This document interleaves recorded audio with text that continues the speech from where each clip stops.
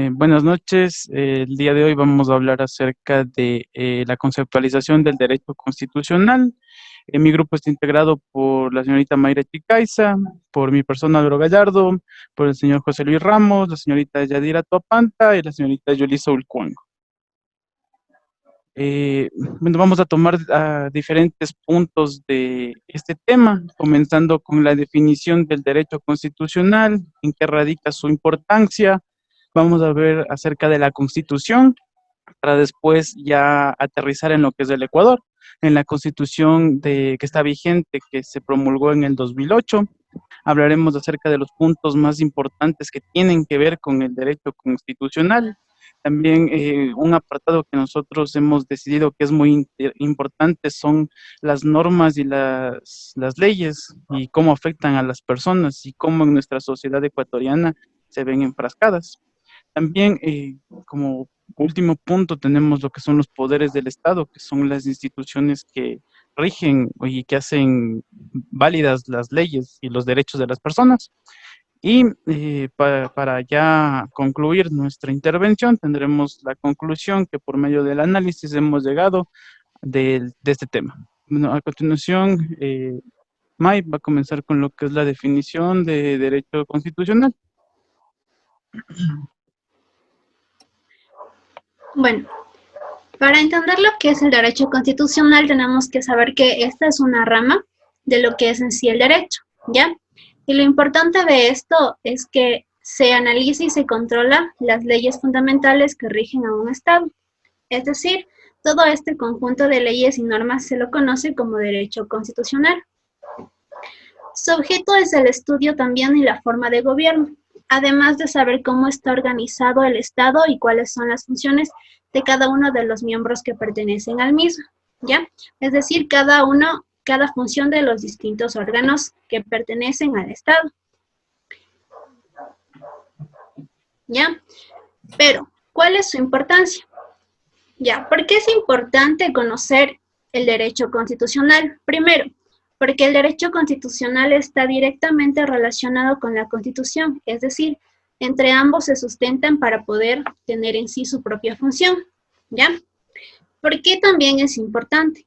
¿Ya? Porque la finalidad de los derechos en sí es proteger a los ciudadanos y a cada uno de los habitantes en sí de la comunidad, todos aquellos que habitamos en un país.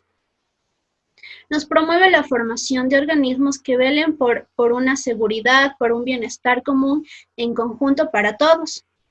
Pero, además de aquí se encuentran todas las disposiciones que debemos acatar nosotros como personas, todos nuestros derechos y también obligaciones. Y es muy indispensable conocerlo y analizarlo, ¿ya? Es de vital importancia, puesto que para conseguir una sociedad que sea igual, que tenga igualdad y equidad, también necesitamos conocer cuáles son las leyes y fundamentos que están escritos dentro de la Constitución. Solo así nosotros podemos lograr una vida armónica o un desarrollo en conjunto, porque si no existirían estas normas o estos derechos, todo sería un caos en sí. Para poder realizar cualquier reclamo, cualquier cosa, tenemos que tener bases y fundamentos. Todo esto lo podemos hacer gracias al derecho constitucional. Es por eso que es de vital importancia.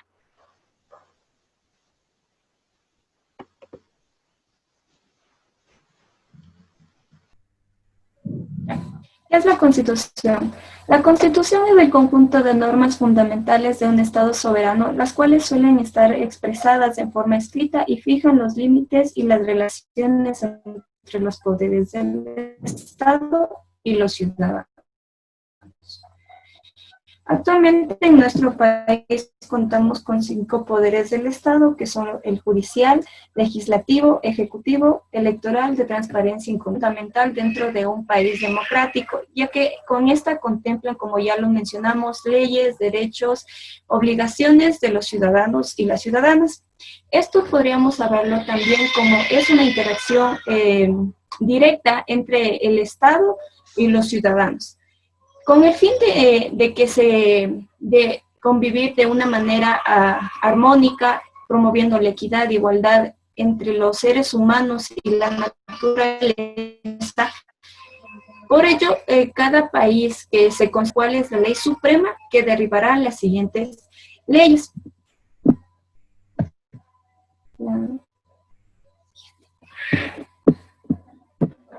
Bueno, desde el año 2008, bueno, en la historia de nuestro país se han modificado 20 veces nuestra Constitución hasta llegar a la actual, que fue realizada en Montecristi en el año 2008. Como lo volvemos a decir, la Constitución es la norma jurídica suprema que está vigente en nuestro país, Ecuador. La última, la que le antecedió a esta, fue la Constitución de 1998. Como ya lo mencionamos, esta Constitución del 2008 fue redactada en Asamblea Nacional Constituyente, sesionada entre los años 2007 y 2008 en Montecristi. Esta Constitución tiene algo que le diferencia de las demás, ya que en esta se podría mencionar que se toma en cuenta el summa causa o el buen vivir, debido a que los grupos que anteriormente se los consideraba como excluidos fueron tomados en cuenta en esta Carta Magna, y también se le toma en cuenta no solo priorizando al ser humano como ente principal de los derechos humanos, sino también a la naturaleza en sí, para que podamos vivir de una manera armoniosa. Gracias. Bien, buenas noches, profe. Yo voy a hablar sobre los puntos importantes dentro de la Constitución del 2008. Dentro tenemos el artículo 1, el cual nos dice que el Ecuador es un Estado constitucional de derechos y justicia, social, democrático, soberano, independiente, unitario, intercultural, plurinacional y laico. Creo que dentro de este artículo, estas palabritas que acabo de mencionar son muy importantes. Pero cabe resaltar que existen términos que son mucho más importantes o que a veces no sabemos qué significa. Por ejemplo, la interculturalidad, la plurinacionalidad y lo que es el Estado laico. La interculturalidad entendemos como la relación de intercambio, ¿no?, de comunicación igualitaria entre grupos culturales diferentes que existen dentro de una región. Es decir, que este término hace referencia a al respeto de las diferentes culturas existentes dentro de nuestra nación. Nosotros sabemos que nuestro país tiene un sinnúmero de culturas que son muy valiosas. Entonces, la interculturalidad tiene como objetivo respetar, es decir, que ninguna cultura esté por delante de otra, sino que todas estén caminando juntas, ¿no? Que todas tengan un mismo nivel de importancia dentro de la nación o del país. Por otro lado, tenemos también el concepto de plurinacionalidad, ¿no? Que igual dentro de una nación existen varias nacionalidades.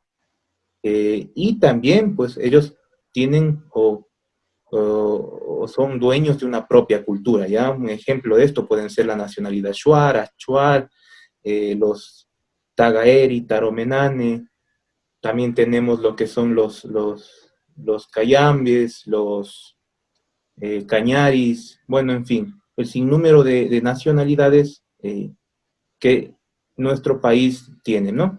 Y por otro lado tenemos el concepto de Estado laico, el cual es muy importante, ¿no? El cual quiere decir que, pues, todo el Estado es autónomo, ¿no? No está regido por ninguna ley, por así decirlo, o para poner en contexto, como los países islámicos, los países árabes, los cuales pues están regidos bajo la sombra, por así decirlo, de lo que es la religión, ¿no? Son estados teocráticos. En cambio, nuestro país no. Nuestro país tiene diferencia del Estado nacional y de lo que es la institución religiosa. Entonces, está separado, y esto es gracias a la Revolución Liberal de 1895. Entonces, nuestro Estado, nuestra nación es laica. Dentro, pues, de este concepto existen varias connotaciones. Una de estas es de que cualquier persona, pues, tiene derecho o libre albedrío para elegir su fe religiosa, ¿no? Y bien, continuamos. Otro punto es se organiza en forma de república y se gobierna de manera descentralizada. Esto quiere decir que van a existir provincias, cantones, bueno, sí, puntos que van a ser autónomos, ¿no? Un ejemplo de esto es los GATS, que son los gobiernos autónomos descentralizados, es decir, que no todo se concentra en el gobierno, ¿no? En el gobierno central, no todo está enfocado en un solo punto, sino que tenemos varios puntos autónomos. La soberanía radica en el pueblo, cuya voluntad es el fundamento de la autoridad, y se ejerce a través de los órganos del poder público y de las formas de participación directa previstas en la Constitución. Creo que es otro punto importante para analizar. También tenemos los recursos naturales no renovables del territorio del Estado, los cuales pertenecen a su patrimonio inalienable, irrenunciable e imprescriptible. Esto quiere decir que nuestros recursos no pueden ser vendidos, no pueden ser renunciados y no nos pueden quitar. Son nuestros, es decir, de todos y de cada uno de los ciudadanos ecuatorianos. Y pues otro punto muy importante dentro de la Constitución del 2008, hemos visto como grupo es el régimen del buen vivir, ¿no? Que es la primera vez que dentro de una Constitución, pues, se da importancia o toma importancia los derechos para con la naturaleza, ¿no? Ya no solamente con el individuo, sino ahora la naturaleza y el individuo relacionado a la naturaleza, al medio ambiente, ¿ya? Entonces, bueno, dentro del el buen vivir básicamente es por así decirlo, un eje transversal porque está conectado con los diversos ámbitos político, educativo, social, cultural, en fin. Y el régimen del buen vivir, básicamente, o summa causa, está enfocado o tiene como base en la concepción o la visión andina, ¿no? Bueno, pues eso es un poco el análisis que hemos realizado sobre el régimen del buen vivir, pero por cuestiones de tiempo creo que este análisis se da para ello, ¿no? Continuamos la siguiente diapositiva y vamos a ver vamos a hablar sobre las normas y la sociedad, ¿ya? ¿Por qué existen normas o para qué existen las normas, ¿no? Es necesario reconocer que vivimos en sociedades que van más allá de lo que estipule la Constitución o la ley.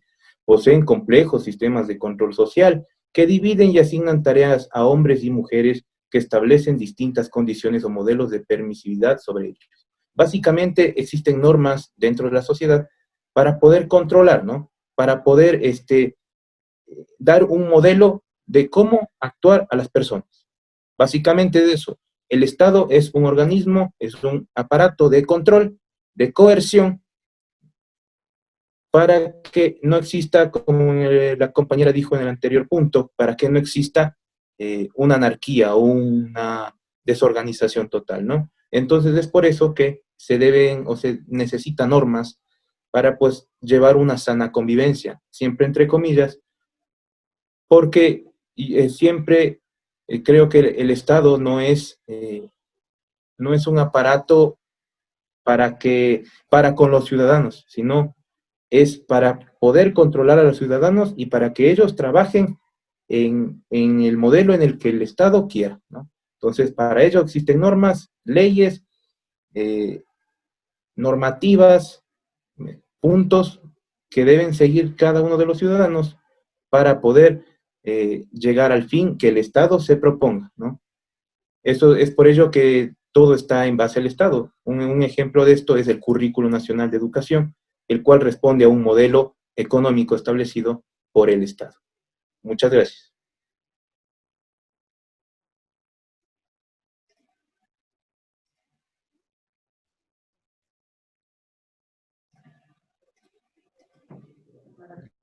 Pues bien, entonces vamos a hablar sobre los poderes del Estado.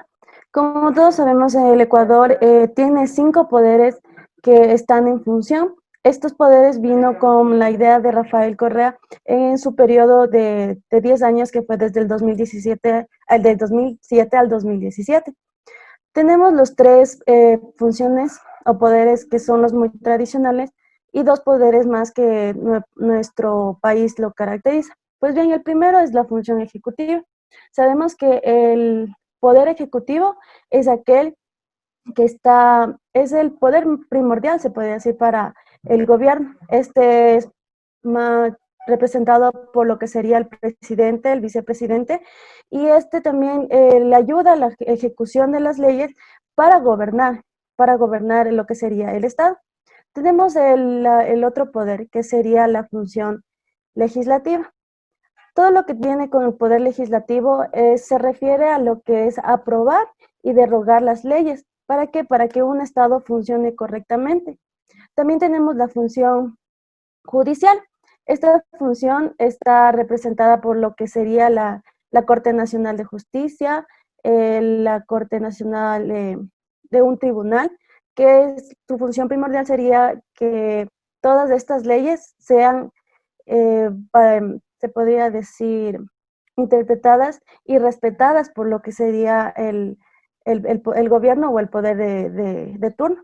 También tenemos lo que sería la función de transparencia y control social. Pues bien, sabemos que esta función es más que controlar entidades y los organismos que están regiendo en el Estado. También rige a las personas naturales y jurídicas de la parte privada, de un sector privado. En la función electoral, este poder es muy representativa por el CNE, que es su objetivo principal es regular lo que sería el control, la transparencia sobre las funciones electorales en nuestro país al momento de hacer las elecciones. ¿Para qué? Para que no exista algún tipo de desvío, se podría decir, en las funciones electorales. ¿Sí? Esos son los 5 poderes que caracteriza a nuestro país. Siguiente.